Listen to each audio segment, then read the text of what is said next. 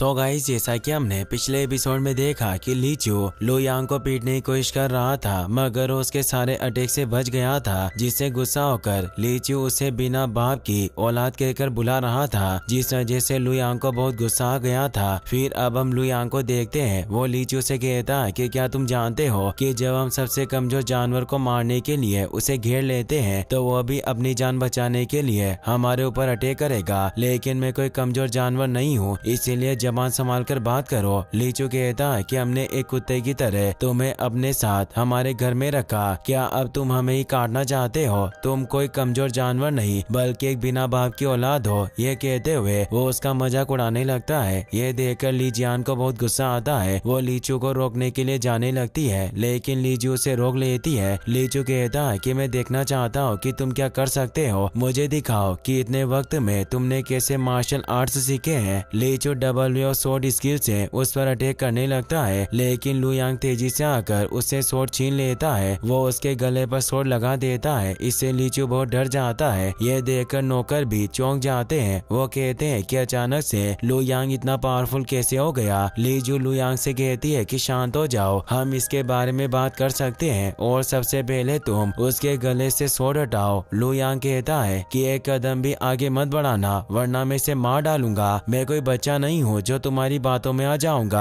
तुम्हारे dad Feng family के leader हैं, अगर मैंने इसे छोड़ भी दिया तो भी वो मुझे जिंदा नहीं छोड़ेगा। वैसे भी वो बहुत वक्त से मुझे मारने की कोशिश कर रहा है, और आज ये सब होने के बाद तो वो मुझे कभी नहीं छोड़ेगा। ली चू कहती है कि मेरे ऊपर भरोसा करो, अगर तुमने मेरे थर्ड ब्रदर को छोड़ दिया तो मेरे डैड तुम्हें कुछ नहीं करेंगे। ली चू भी कहता है कि मेरे डैड मुझसे बहुत प्यार करते हैं, अगर मैं उन्हें मना कर दूं तो तुम्हें नहीं मारेंगे, बस तुम मुझे जिंदा छोड़ दो। लू यांग कहता है कि ये सब बकवास करना बंद करो, अगर खुद किंग होंग भी मुझे प्रॉमिस करे कि वो मुझे नहीं मारेगा, फिर भी मैं उसकी बात पर यकीन नहीं करूंगा। मैंने हमेशा तुम्हारे साथ अच्छा बर्ताव किया, मुझे लगता था कि आगे जाकर हम दोनों अच्छे दोस्त बन सकते हैं, लेकिन तुमने हमेशा मुझे परेशान किया, हमेशा मेरे साथ एक नौकर की तरह बर्ताव किया और बिना वजह से मुझे मारा। मुझे आज भी समझ में नहीं आ रहा है कि तुम मुझसे इतनी नफरत क्यों करते हो। ली चू कहता है कि मैं मानता हूँ कि मैंने तुम्हारे साथ बहुत गलत बर्ताव किया, लेकिन मैं प्रॉमिस करता हूँ कि आज के बाद मैं किसी के भी साथ ऐसा बर्ताव नहीं करूंगा, इसीलिए आज मुझे माफ कर दो और मुझे जिंदा छोड़ दो। लू यांग कहता है कि मुझे तुम्हारी किसी भी बात पर भरोसा नहीं है, इतने सालों तक तुमने मुझे परेशान किया और मेरी बेइज्जती की, लेकिन आज ये सब खत्म करने का वक्त आ गया है। वो लात मारकर उसे दूर गिरा देता है, इससे ली चू को बहुत गुस्सा आता है। वो अपनी सोर्ड एक्टिवेट कर लेती है और फॉलिंग लीव्स से लू यांग पर अटैक करती है, मगर वो भी फॉलिंग लीव्स स्किल की मदद से उसके अटैक को रोक देता है। ये देखकर सब चौंक जाते हैं, क्योंकि falling leaves short body realm में मिड लेवल का मुंह था। ली जो डबल सोर्ड से उस पर अटैक करती है, लेकिन इस बार भी लू यांग अपने कोइलिंग ड्रैगन मुंह से उसके अटैक को फेल कर देता है। इससे ली चू को बहुत गुस्सा आता है। वो दूसरे स्टूडेंट से लू यांग पर अटैक करवाती है, लेकिन लू यांग वहाँ से भाग जाता है। वो स्टूडेंट भी उसके पीछे जाते हैं। ली चू को चेक करती है। वो कहती है कि इसका कल्टीवेशन बिगड़ गया है और उसके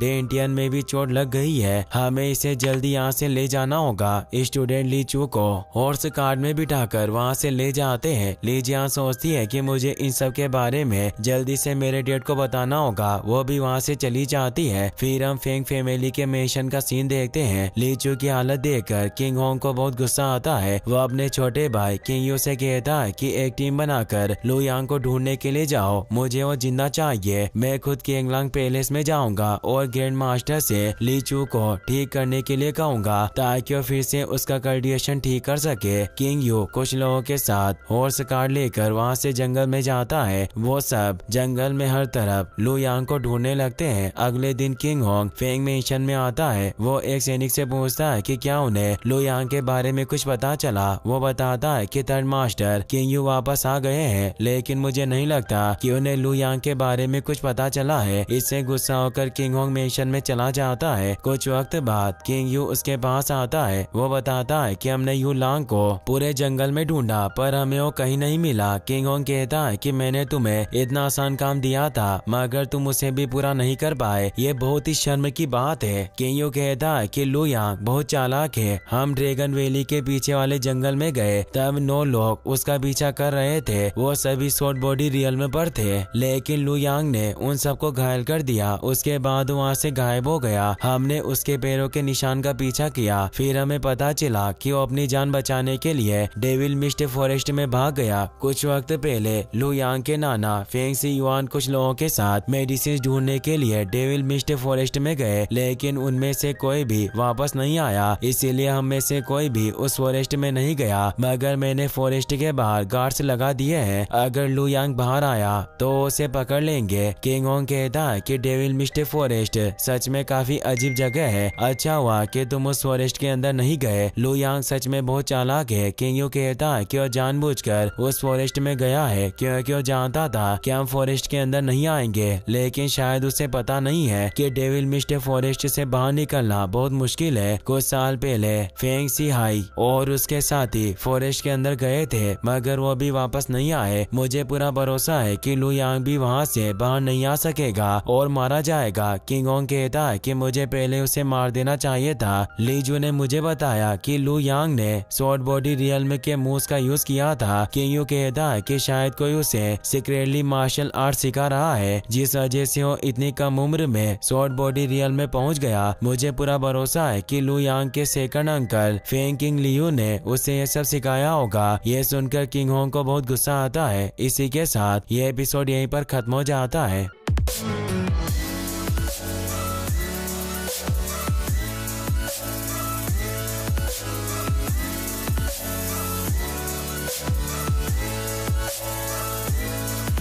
गाइस, अगर आपको वीडियो पसंद आया हो तो इस वीडियो को लाइक करने के साथ साथ चैनल को सब्सक्राइब जरूर कर लेना। मिलते हैं नेक्स्ट वीडियो में। Thanks for watching.